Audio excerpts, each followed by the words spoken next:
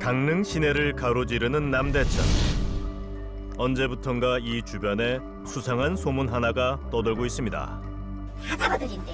누가요? 그 아줌마가 1000마리 이상이 그 집 안에 있어. 방 안에 가둬놓은. 1000마리가 넘는다고요? 하천 주변에서 무언가를 마구잡이로 잡아들이는 사람이 있다는 겁니다. 저 집이거든. 어디요? 그 집이요. 저기 파란 집. 파란 지붕? 저 앞에 파란 집. 저 집 안에 다 저 집에 들어가 있어. 소문 속 그 집을 찾아가 봤습니다. 네, 혹시 계세요?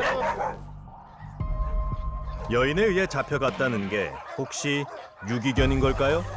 하지만 아무리 둘러봐도 이 안에 1000마리 넘는 개를 가둘 수 있을 것 같진 않습니다. 네, 계세요? 마당 안으로 들어서자 오랫동안 사람이 살지 않았던 듯 집안엔 스산한 기운마저 느껴집니다. 방문 가까이 다가가 봤습니다. 그러자 아우, 냄새. 분명 이 안에 무언가가 있는 듯한데요. 이게 다 뭐지? 이리 와봐. 뭐야? 방 안에 있는 건 다름 아닌 새였습니다.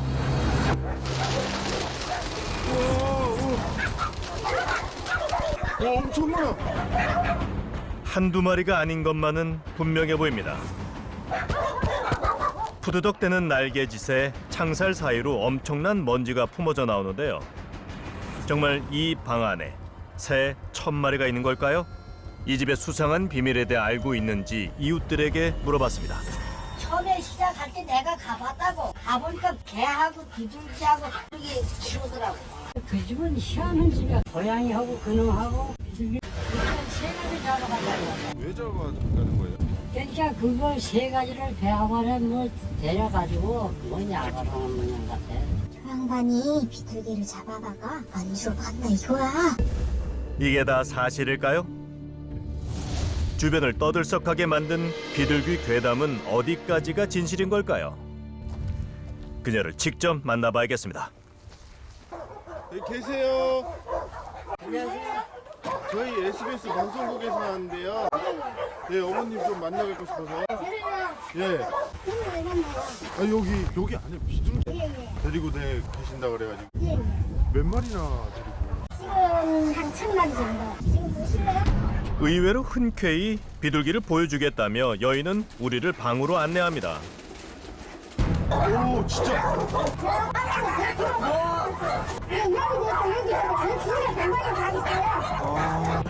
아, 연탄도. 나오지도 않아요? 방 안에 설치된 횃대 위에 비둘기가 빼곡합니다. 정말 남대천의 비둘기들이 다 여기 와 있는 것 같은데요. 이게 어떻게 된 일일까요? 그런데 지금 길을 너무 짚고 난리인데 낮에 오시면 안 되겠어요? 낮에? 예. 다음 날 여인과 만나기로 한 시각 전화가 걸려왔습니다. 네, 여보세요. 예, 거기 일부가 또 기다리고 있어요. 아, 그래 누가 기다리고 있는데요? 비둘기가 기다리고 있어요. 완판을 나눠. 다시 그녀를 만난 곳은 비둘기가 사라진다는 소문의 근원지 바로 남대천 주변이었는데요. 아줌마한테 막 간다, 비둘기가. 그녀가 자전거에서 내리자 순식간에 비둘기들이 몰려옵니다. 와.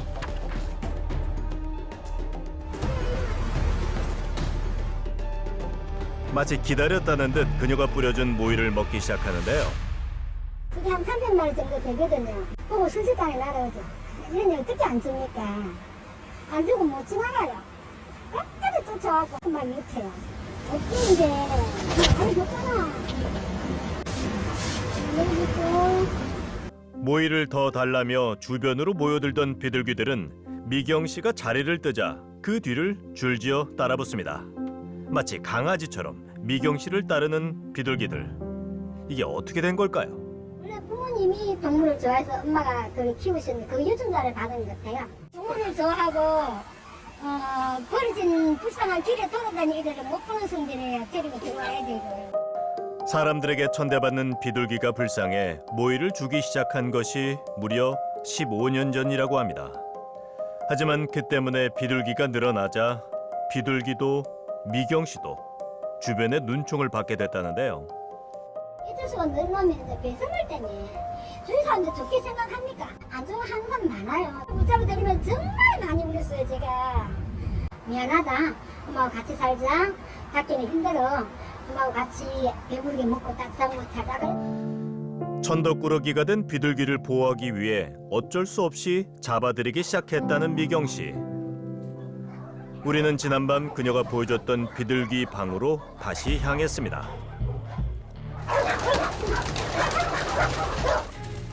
날이 밝은 후 보니 지난 밤 봤을 때보다 훨씬 더 많은 비둘기들이 보입니다. 그런데 이게 다가 아니랍니다. 뒤쪽에 있는 이 방 안에도 비둘기들이 가득합니다. 와, 저 위에까지.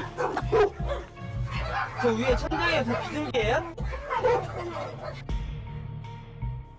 이 집의 모든 방은 비둘기들이 차지하고 있습니다. 사료값으로 들어가는 돈만 매달 70여만 원에 이르지만 1000마리 비둘기를 먹이기엔 턱없이 부족하답니다. 콩나물 공장이 있어요. 콩나물 대가리 그걸 따가지고 모아갖고 내가 연락하면 부대에 담아놓으세요. 이제 안 굶기고 그렇게 해서 키우려고. 콩나물 공장에서 팔고 남은 콩나물들을 일일이 모아오는 수고도 마다하지 않는다는 미경 씨.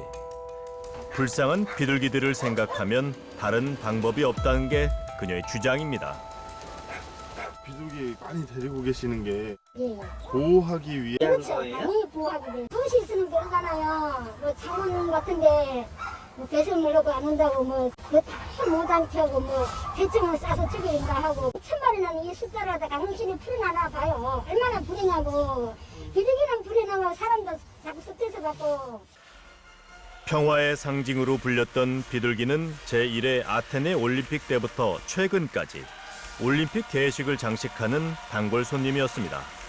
하지만 그 수가 급격히 늘면서 평화의 상징은 도시의 천덕꾸러기로 전락하고 말았는데요. 지난 2009년부터 우리 정부도 비둘기를 유해 조수로 지정하고 사람의 생명이나 재산에 피해를 주는 경우에 한해 포획할 수 있도록 했습니다. 하지만 이 경우에도 단서 조항이 있습니다. 반드시 신고 절차를 거쳐야 한다는 건데요. 허가를 받으셔가지고 잡아드리는 거예요? 그 세월이 15년이에요. 평생을 수천만 원 비둘기 밑에 바치고 걔들 먹이 살리기 때문에. 신고를 하지 않고 비둘기를 잡는 것은 엄밀히 얘기하면 불법 행위입니다. 하지만 이미 법이 생기기 전부터 비둘기를 잡아서 키워왔다는 미경 씨의 경우 법을 적용하는 게 쉽지 않습니다. 베이비, 올라왔네. 그 많은 비둘기 중 법이 정비된 이후에 잡아들인 비둘기가 어떤 건지 구별할 방법이 없기 때문입니다. 하지만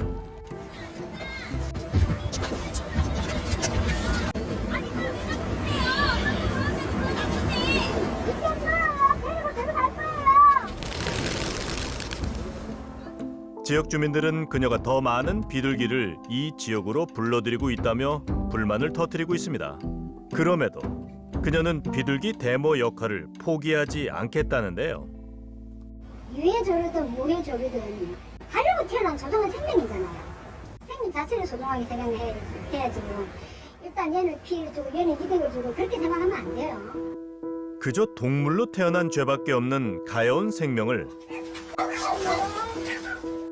자신이라도 끝까지 보살펴 주겠다는 미경 씨. 그녀의 선택은 과연 옳은 걸까요?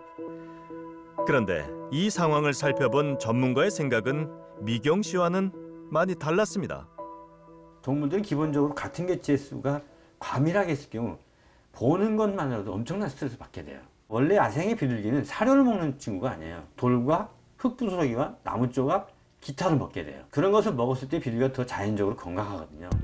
더 큰 문제는 1000마리의 비둘기들이 살고 있는 집안의 환경이 위생적이지 않다는 점입니다. 또 지나치게 많은 개체들이 한 곳에 모여 있으면 체열 발생을 통한 면역력이 감퇴가 오게 됩니다. 너무 뜨거우니까. 혹시 한두 마리라도 체외 기생충을 갖고 있다면 그 기생충이 폭발적으로 늘어나서 모든 비둘기한테 다 감염될 수 있다는 그 문제가 있고요. 조류 전문 수의사의 도움으로 비둘기들의 상태를 살펴보기로 했습니다.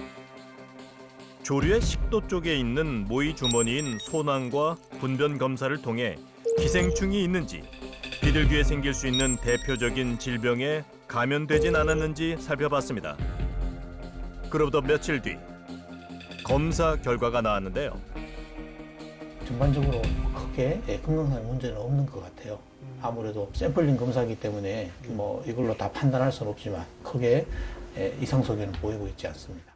다행히 검사를 한 비둘기들에선 특별한 문제가 확인되진 않았습니다.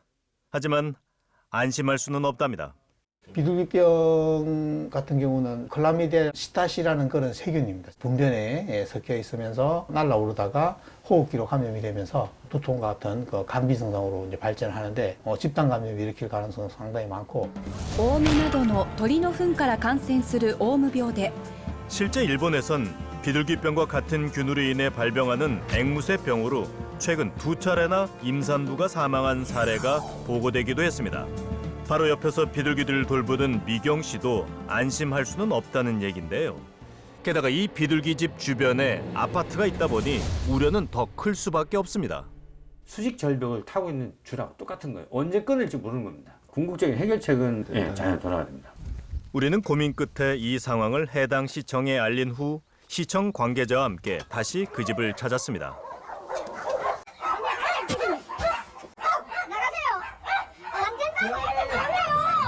시청 관계자의 방문에 강한 거부감을 보이는 미경 씨.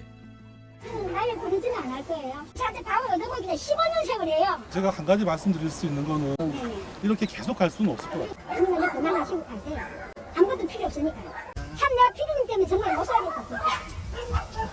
애들을 괴롭히지 마세요. 더 이상 비둘기를 잡아들이진 않겠지만 지금 있는 비둘기들을 날려보낼 수는 없다는데요. 그녀와 비둘기 그리고 주민들의 건강을 모두 위하는 방법은 없는 걸까요? 나중에 조특 과정을 거쳐서 자연에 방사하는 게 옳다고 생각하고요. 그리고 비둘기 그 서식 환경을 우리가 주 1회씩 체크를 하면서 그래서 뭐 청소라든가 이런 것들을 해서 주변 주민들에게 피해가 없도록 그게 좋지 않겠습니까? 그때까지 미경 씨가 진지하게 생각해 봤으면 좋겠습니다. 사랑도 도가 지나치면 때론 상대와 나를 병들게 하는 독이 될 수 있다는 사실을 말입니다. 그래서 부디 그녀의 마음도 1000마리의 비둘기도 머지않아 자유를 되찾게 되길 바랍니다.